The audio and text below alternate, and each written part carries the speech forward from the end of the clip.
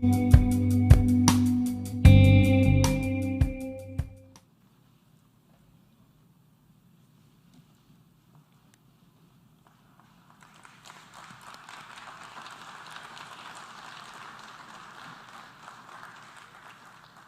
have great pleasure in welcoming His Excellency Narendra Modi, Prime Minister of the Republic of India.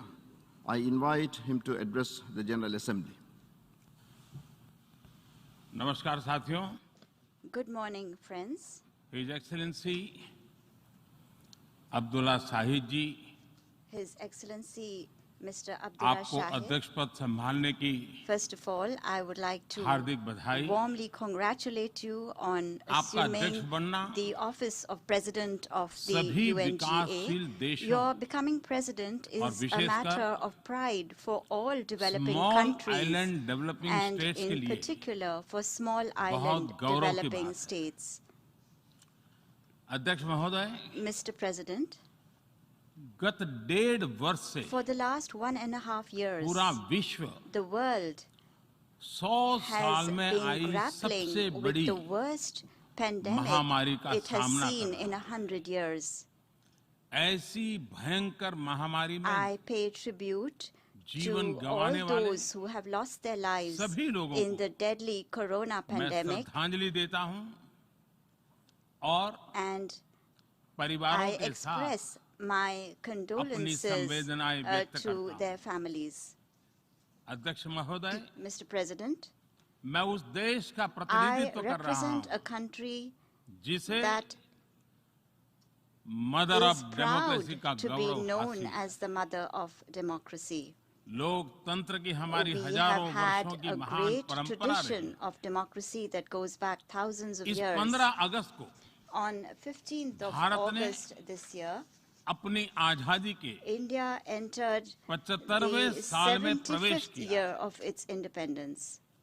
हमारी विविधता Our diversity हमारे सशक्त is लोकतंत्र की the पहचान है. identity of our strong एक ऐसा democracy. देश It is a country जिसमें that has दर्जनों भाषाएं dozens हैं, of languages, सैकड़ों बोलियां हैं, hundreds of dialects, अलग अलग रहन सहन different खान पान. lifestyles and cuisines. ये vibrant This is democracy the का best बेहतरीन example of a उदाहरण है. vibrant democracy.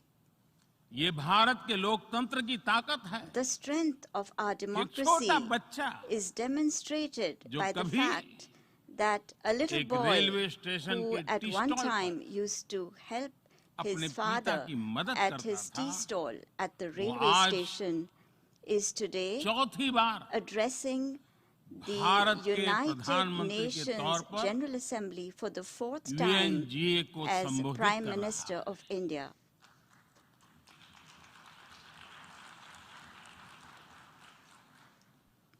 सबसे लंबे समय तक I will soon Gujarat have का spent 20 मुख्यमंत्री years serving और my फिर countrymen as पिछले head of 7 साल government. से First as the Bharat longest के serving प्रधानमंत्री Chief के Minister तौर पर of मुझे Gujarat and then Head of as Government Prime की Minister भूमिका में for the last 7 years. देशवासियों की सेवा करते हुए 20 साल हो रहे हैं और And मैं अपने I अनुभव am से कह saying रहा this to हूं, you from my own Yes. experience.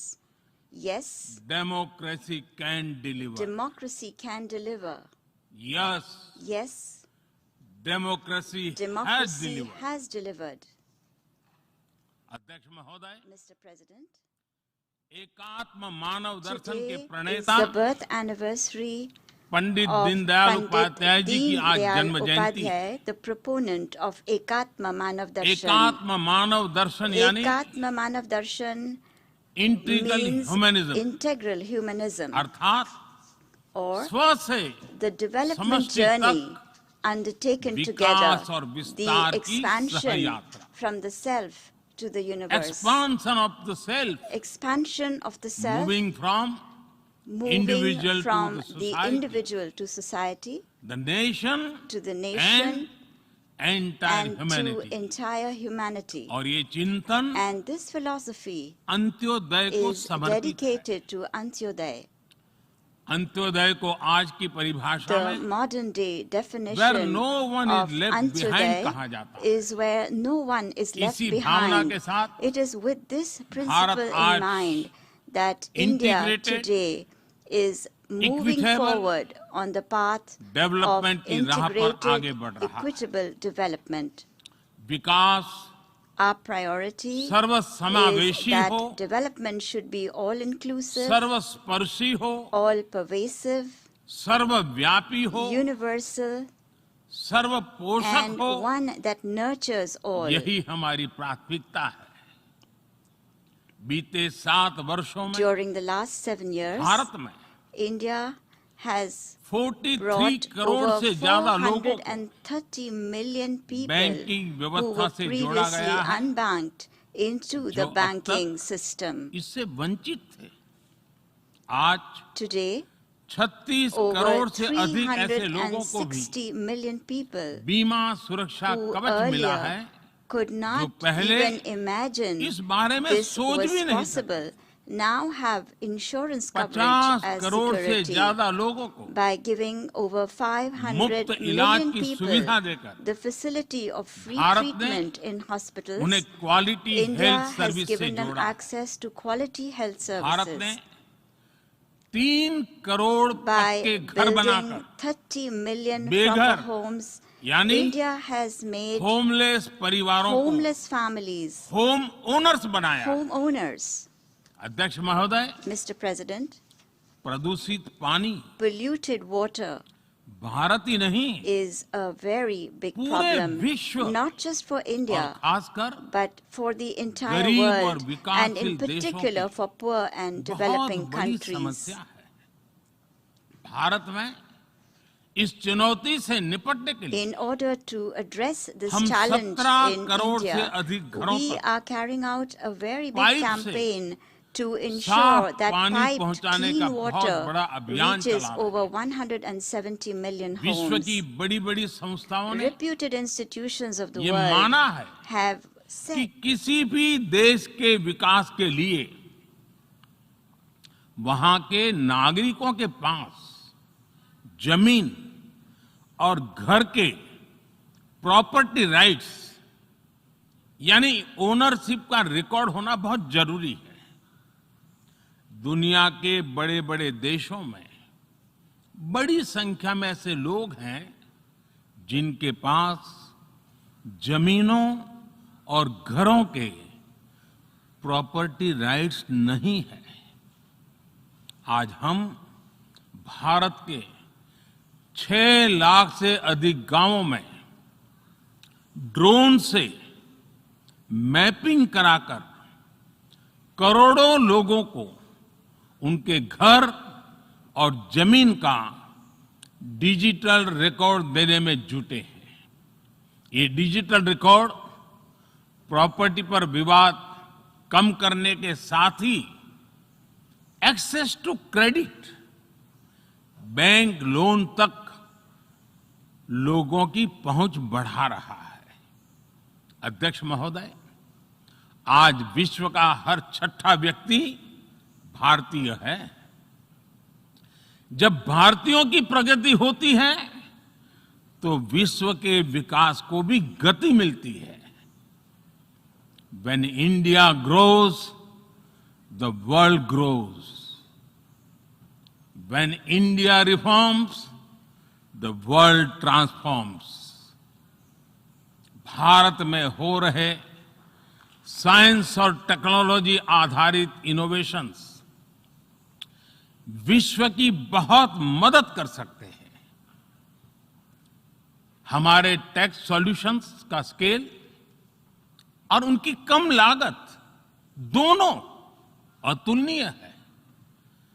हमारे यूनिफाइड पेमेंट इंटरफेस यूपीआई आज भारत में हर महीने 350 करोड़ से ज्यादा ट्रांजैक्शन हो रहे हैं।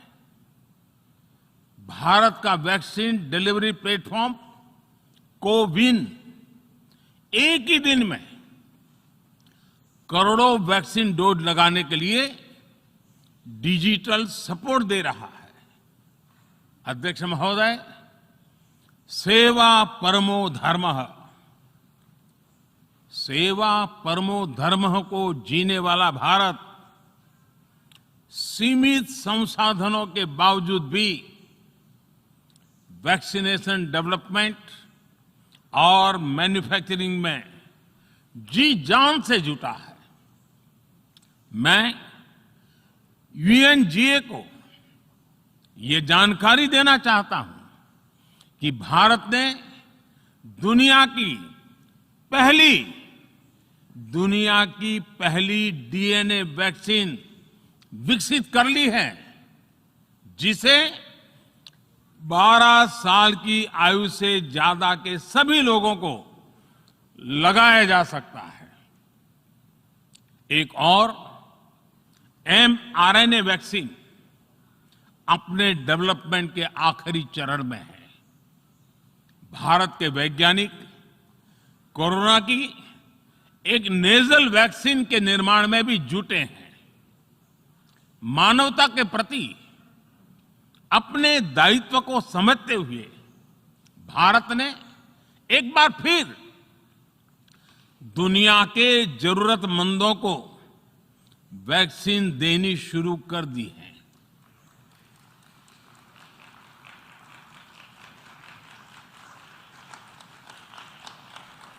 मैं आज दुनिया भर के वैक्सीन मैन्युफैक्चरर्स को भी आमंत्रित करता हूं, कम मेक वैक्सीन इन इंडिया। अध्यक्ष महोदय, आज हम सब जानते हैं कि मानव जीवन में टेक्नोलॉजी का कितना महत्व है, लेकिन बदलते हुए विश्व में टेक्नोलॉजी विथ डेमोक्रेटिक वैल्यूज, ये सुनिश्चित करना भी आवश्यक है। भारतीय मूल के डॉक्टर्स, इनोवेटर्स, इंजीनियर्स, मैनेजर्स किसी भी देश में रहें, हमारे लोकतांत्रिक मूल्य उन्हें मानवता की सेवा में जुटे रहने की प्रेरणा देते रहते हैं।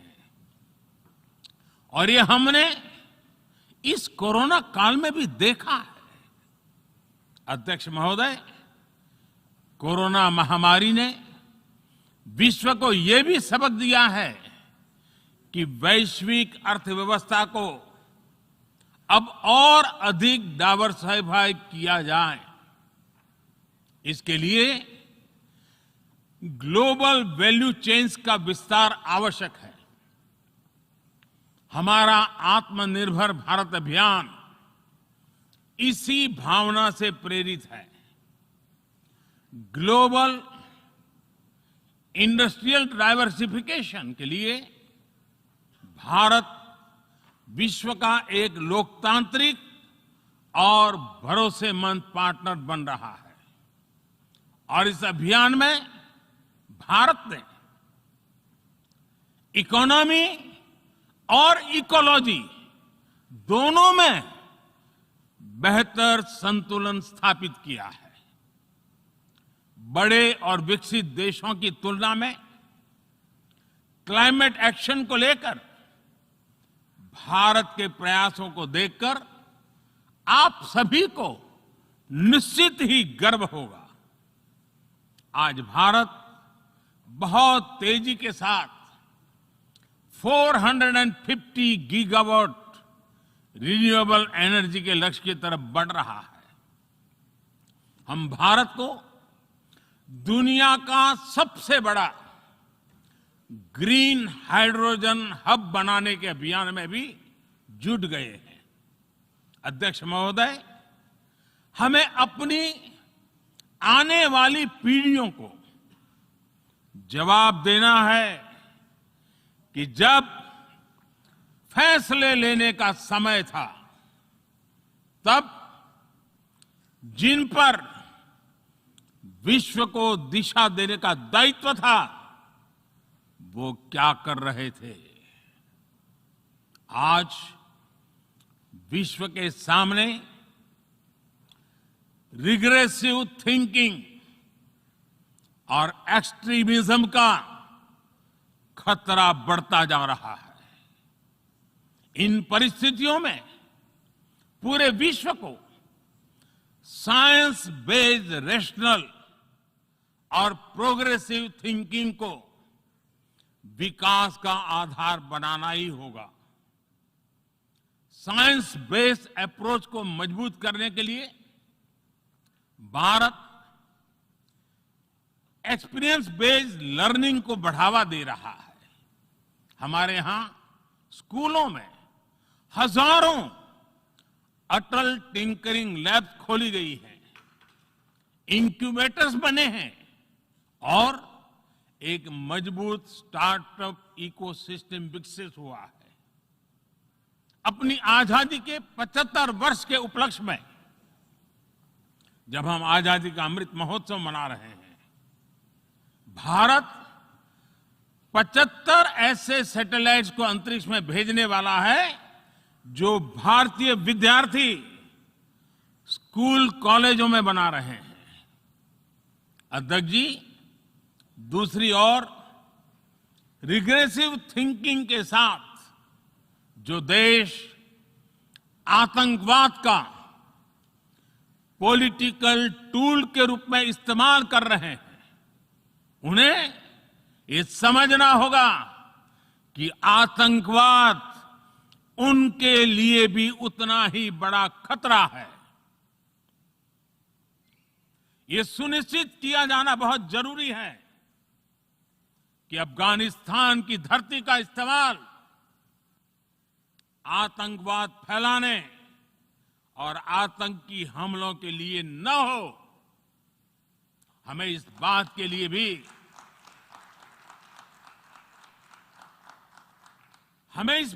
लिए भी सतर्क रहना होगा कि वहां की नाजुक स्थितियों का कोई देश अपने स्वार्थ के लिए एक टूल की तरह इस्तेमाल करने की कोशिश न करें।